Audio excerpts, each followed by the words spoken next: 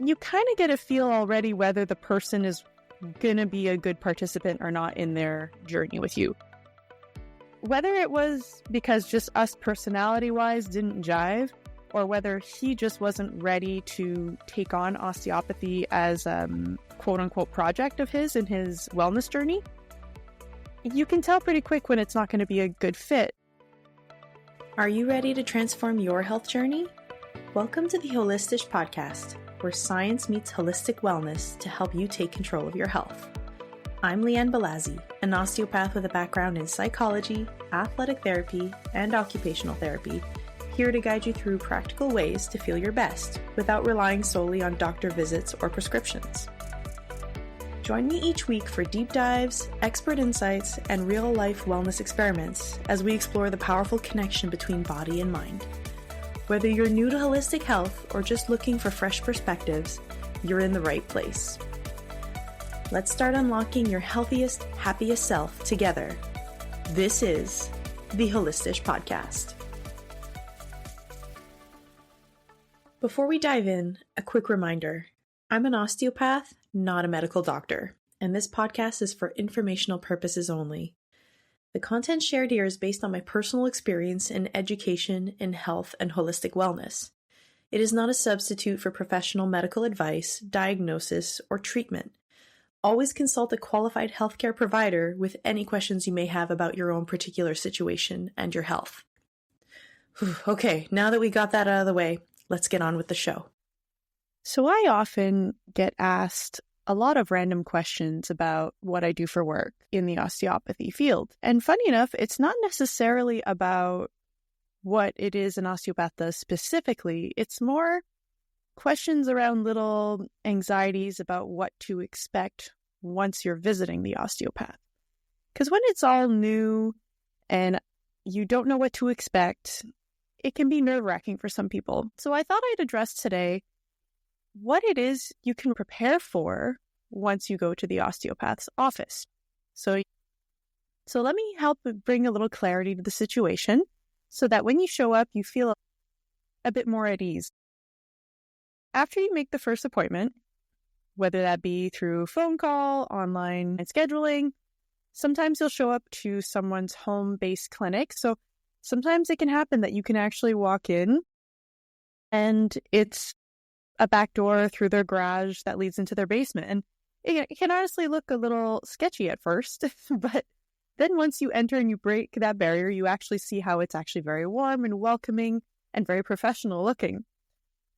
That being said, if you end up in a dirty little basement somewhere, please get out. You definitely don't want to be somewhere you don't feel comfortable. But usually when an osteopath is doing it out of their own home, they usually put in a lot of effort into making it look very welcoming and as clear-cut as possible so that you navigate the space easily. Because that being said, sometimes when it's in someone's home, they're not necessarily going to have a secretary there waiting to greet you. What they may have is a few signs up on the wall, on the door, just telling you, welcome, come in. You may have to fill out a little admission form. Everyone's going to have their own little way of doing it. But if you're not going to, say, a traditional clinic, like where I work, you may end up at someone's home and they're going to have their system. And if ever you feel uncomfortable about that, you can always reach out to the osteopath in question, and I'm sure they will clarify the process. I'm sure they're just happy to have you come, and they will definitely put the effort in to make you feel welcome. Once you arrive, if there's no secretary, usually they just ask that you sit and you wait, and then they'll receive you. That's pretty straightforward, but some people feel like when there's no one else there and they're sitting in an empty room and they don't hear much going on, they're afraid they're actually stepping into the wrong house and they leave. I've seen it happen before back in the day when I worked out of an office without a secretary. So I just thought I'd clear that one up. Once you arrive to the clinic and you have your first appointment, the osteopath will obviously come, welcome you in, and you're definitely going to have a chat for anywhere from 10 minutes to sometimes half the appointment time. It could be 30 minutes that you are really just going to sit, establish a rapport, and get to know each other a little better. And all this is really important for your first appointment because it gives a whole context and lays the foundation for where your whole journey with an osteopath is going to go. It's also a good way for you to get a feel if this osteopath is a good fit for you.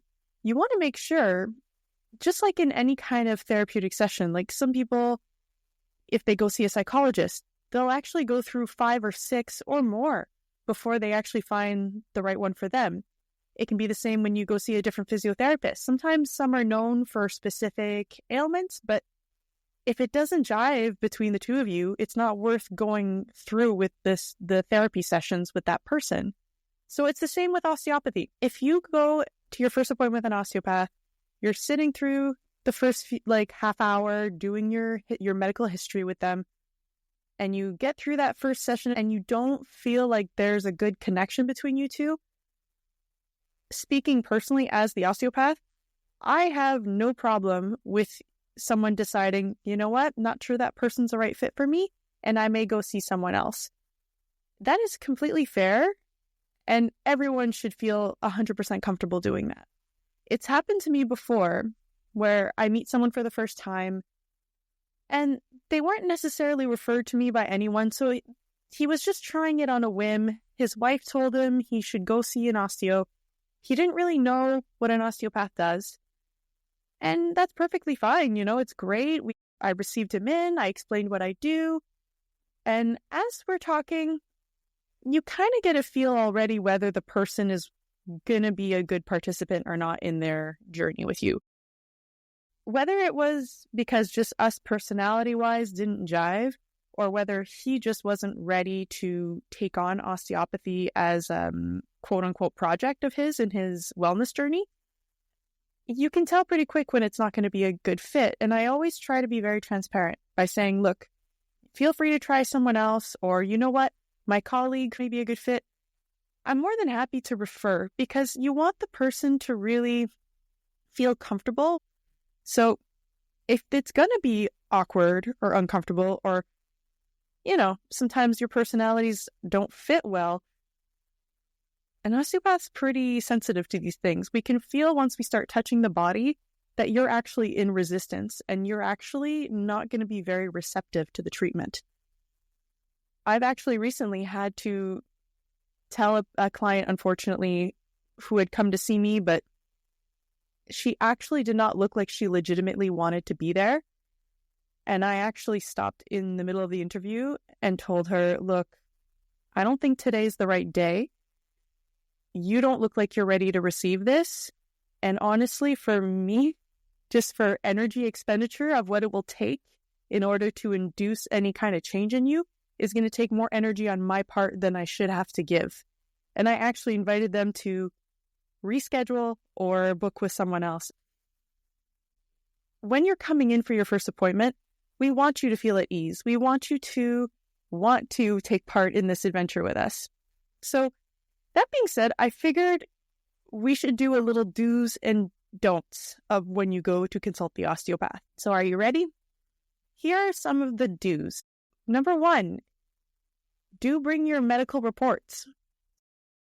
If you have done x-rays or MRIs, or you've consulted with a physiotherapist and there are information you feel that we should know, especially when it comes down to herniated discs or a history of a fracture or even a current fracture, any kind of medical report, especially in the past year or so, that you feel we should know, please bring a copy of them.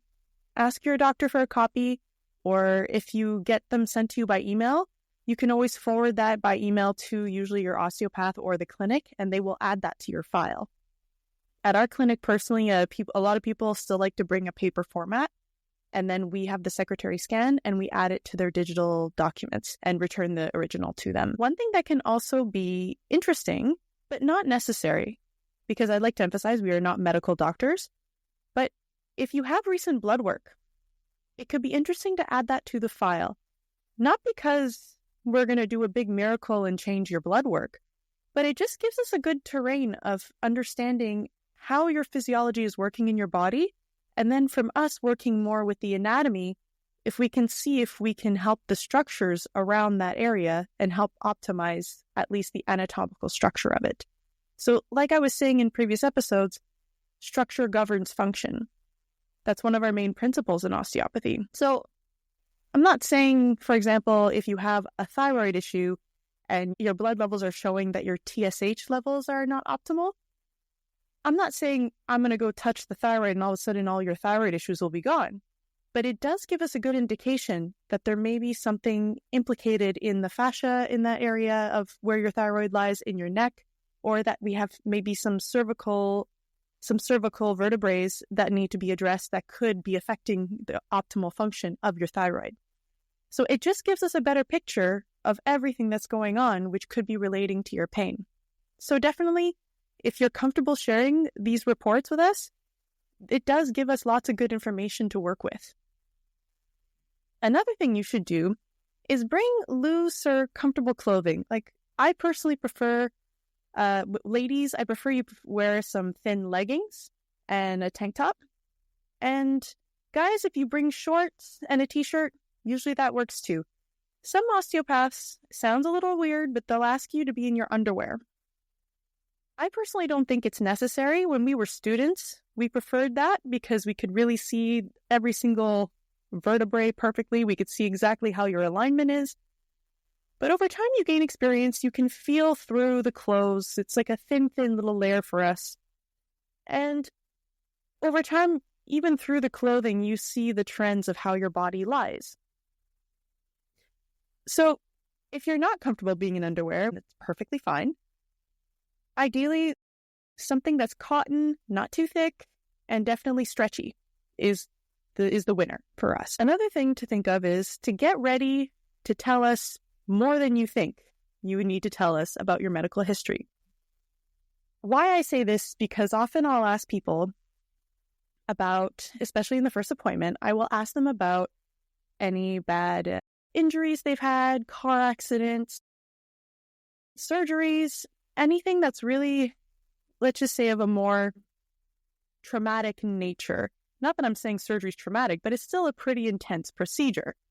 So why I ask these questions, and usually people get all thrown off and go, well, that was such a long time ago. Yes, but one thing I need to have you all understand is once that incident or surgery happens to you, your body starts to adapt around that and try to avoid feeling those tensions associated with that incident. So, for example, I've mentioned before about women who may have had a C-section.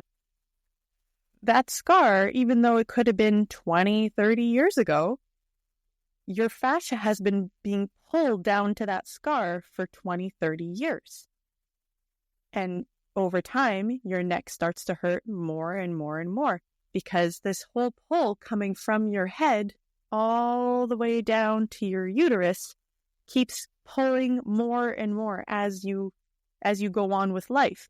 And then if you have any other incidents happen to you, say, fine, you have a C-section around the age of 22, but then at 30, you get into a car accident and you get a bad whiplash.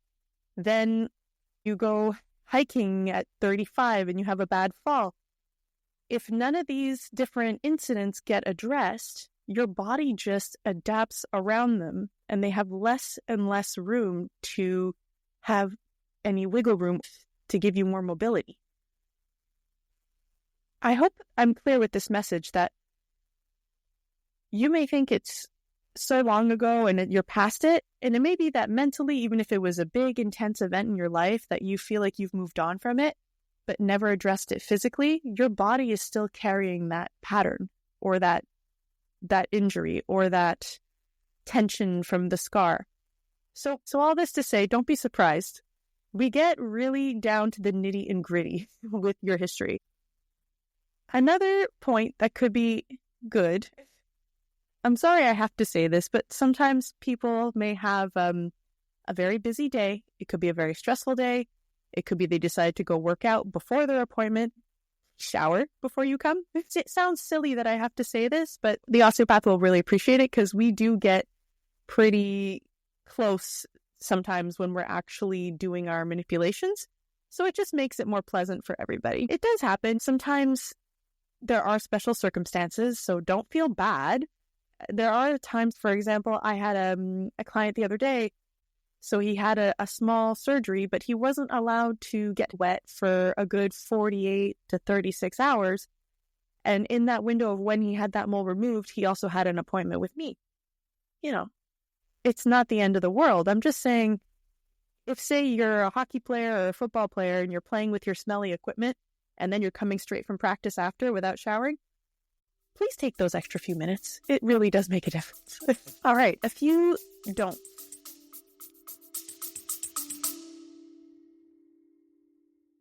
Quick pause for a second. I just wanted to take a moment to say if this material is resonating with you, I would love for you to come and join my free community over on School.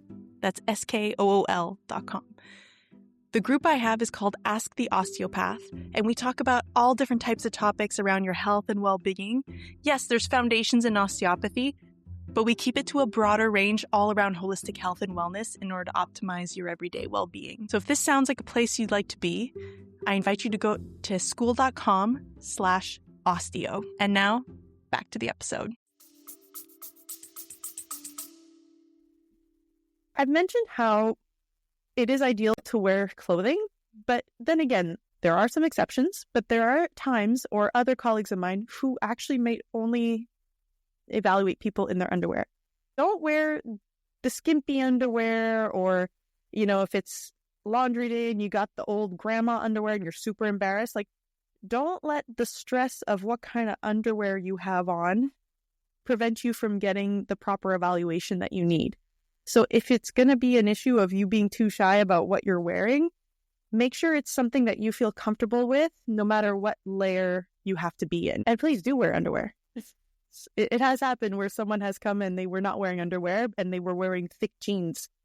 And thick jeans is probably my one arch nemesis. If it's a stretchy jean, it's not a big deal. But when it's very thick, the old school thick jean that has no stretch to it, it's very hard. That gives a lot of resistance in our palpation. So please do wear underwear, no matter what. Another don't is please don't get naked like you're going to a massage. It's happened to a few times, actually, where I've asked someone, okay, I'm going to step out. I'm going to go wash my hands. I'll let you get ready. And I guess I wasn't specific enough that when I came back in the room, I always put a blanket sheet, like a thin blanket sheet over the therapy table. It's for hygienic purposes. Between each client, I change it. And I came back in and this person was completely naked underneath the sheet. So we had to have the awkward conversation of, no, please, I'll step back out. Please put at least your underwear back on, and then we'll proceed. And everything went fine after that. It was just a bit of a lack of communication on my part. But it's still a funny story to tell, and I figure if you're wondering that for yourself, because in massage, a lot of people do get naked and go under a blanket, not the same in osteopathy, because we might have you sitting, standing, we may have you do some movements, so we definitely don't want anything exposed that doesn't need to be. Another don't is, maybe this one's more for me, I'm very sensitive to perfumes, but talking with other colleagues, it is a theme that comes up. Please don't wear heavy perfumes. It's okay to have a little signature scent, but if your perfume is too strong, a lot of us in osteopathy, we're not only becoming sensitive with our touch, but it's almost like all of our senses over time become awakened. And it may sound a little picky or particular, but because all of our senses are a bit more heightened with all the work that we've put into developing our craft, smell also becomes very sensitive. So, a little push spray, no problem. But some people really overdo it. And I would just like to emphasize for an appointment in osteo, less is more. I'd almost rather you not put any at all, even if you're worried about having a little smell to you, than having too much perfume, and then that starts to give a headache to those who aren't used to your scent. I know perfumes are usually a societal standard, and hey, I still wear some myself, but really more and more I find as I've gone along in heightening my senses, too much perfume really becomes a distraction. I hope I don't offend too many people with that comment. It's just sometimes people go really intense and it can affect my own sensations in other ways. So it's always appreciated. Another don't is when you're coming in to a session with an osteopath, usually you're coming in for a specific complaint. Sometimes people are coming and asking for a general checkup. Either or is wonderful. Chances are, even if you don't have a complaint and you're coming to see us, we're going to find things that may be a bit out of alignment and just reset you and optimize your well-being. But one thing that really becomes tough is once we start evaluating and we start doing our interventions to help you get more aligned, sometimes people at the very, very end get a flash and then ask you to do a whole evaluation of a body part. So for example, the other day, a wonderful client of mine, she's super sweet, but she has a tendency to ask at the very end of the session, always. She might come in and tell me her back is hurting, but then she'll start saying, right as I'm wrapping up, oh my God, my wrist is killing me. You have to check my wrist. Please check my wrist. But meanwhile, I was just at the final stage of integrating everything, and now I have to move on to working on her dossier and preparing for my next client. So it's not a problem if you want me to check your wrist, but once we start evaluating and starting to put the links together, I don't necessarily always feel that your wrist is an issue. Sometimes it's really just your wrist is bothering you, and it could be a link into something in your shoulder, in your back. It's possible it was already addressed, and it's possible that it's not also. But to bring in this new request at the very end of an appointment, I don't want to say it's frustrating for the osteopath. It's not that. It's just we're not going to be able to deliver to the extent that you expect when it comes in at the very end and we've already tied a nice bow around something else. It's almost like it can disappoint our clients when we didn't get the fair chance to explain or show you how this could be tied into everything. And also now we're trying to fix something real quick. We're going into that addressing a symptom rather than the cause pattern, which is what we're trying to avoid. We really want to get to the root cause. And we don't have enough time to go and see why your wrist is hurting you at the moment if it's never been brought up until the very last minute. I hope that makes sense. It's definitely something that we can tie into your whole journey. And sometimes what will happen is I will just say, okay, I'm going to look real quick, see what's going on. I might reset a few things with a perfect expectation that it might not be the full resolution of that problem. But I do put a note in my file that I do have to go back and try and tie that in next time. Final point of do's. Please don't check your watch and act like a timer for your session. So what I mean is, say your appointment's from 12 o'clock to 1 o'clock. Having a 1 hour session with an osteopath does not mean you have a 1 hour massage. So when you go to the massage office, or at least this is in my experience, your appointment with your massage therapist starts, say, at noon. They receive you in, you get undressed, you lie on the table, and they go for 1 hour of time, or at least till 1 o'clock or a few minutes till 1. They really have a 1 hour massage routine designed for you. Osteopathy is not the same. Osteopathy means when you go see the osteopath, it means 1 hour of our time to take care of you.